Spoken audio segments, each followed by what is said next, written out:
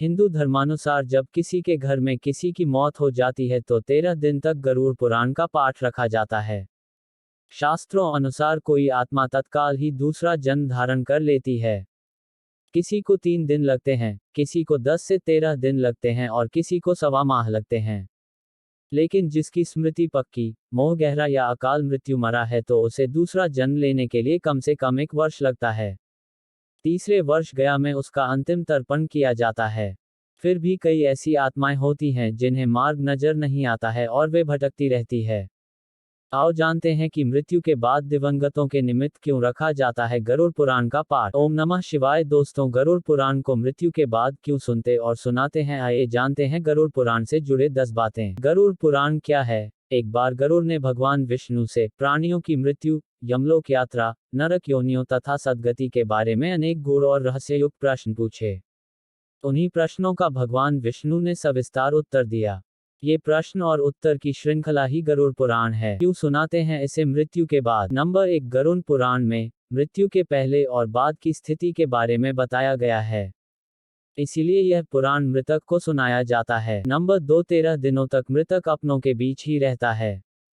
इस दौरान गरुड़ पुराण का पाठ रखने से वह स्वर्ग, नरक गति, सद्गति, अधोगति, दुर्गति आदि तरह की गतियों के बारे में जान लेता है। नंबर 3, आगे की यात्रा में उसे किन किन बातों का सामना करना पड़ेगा, कौन से लोक में उसका गमन हो सकता है, ये सभी वह गरुड़ पुराण सुनकर जान लेता है। नंबर 4, जब मृत्यु के उपरांत घर में गरुड़ पुराण का पाठ होता है तो इस बहाने मृतक के परिजन ये जान लेते हैं कि बुराई क्या है और सद्गति किस तरह के कर्मों से मिलती है, ताकि मृतक और उसके परिजन दोनों ही यह भलीभांति जान लें कि उच्च लोक की यात्रा करने के लिए कौन से कर्म करना चाहिए। नंबर 5, गरुड़ पुराण हमें सत्कर्मों के लिए प्रेरित करता है।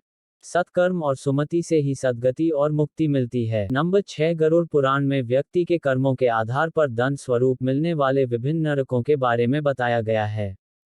गरुड़ पुराण के अनुसार कौन सी चीजें व्यक्ति को सद्गति की ओर ले जाती हैं, इस बात का उत्तर भगवान विष्णु ने दिया है। नंबर 7, गरुड़ पुराण में हमारे जीवन को लेकर कई गूढ़ बातें बताई गई है, जिनके बारे में व्यक्ति को जरूर जानना चाहिए।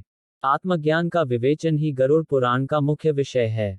गरुड़ पुराण के 19,000 श्लोक में से बचे 7,000 श्लोक में गरुड़ पुराण में ज्ञान, धर्म, नीति, रहस्य, व्यवहारिक जीवन, आत्मा, स्वर्ग, नर्क और अन्य लोकों का वर्णन मिलता है। नंबर 8, इसमें भक्ति, ज्ञान, वैराग्य, सदाचार, निष्काम कर्म की महिमा के साथ यज्ञ, दान, तप, तीर्थ आदि शुभ कर्मों में सर्वसाधारण को प्रवृत्त करने के लिए अनेक लौकिक और पारलौकिक फलों का वर्णन किया गया है।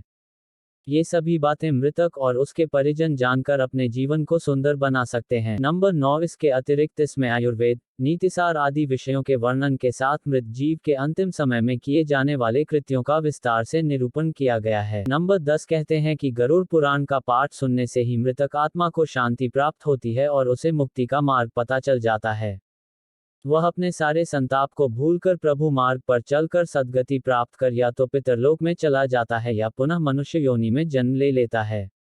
उसे प्रेत बनकर भटकना नहीं पड़ता है।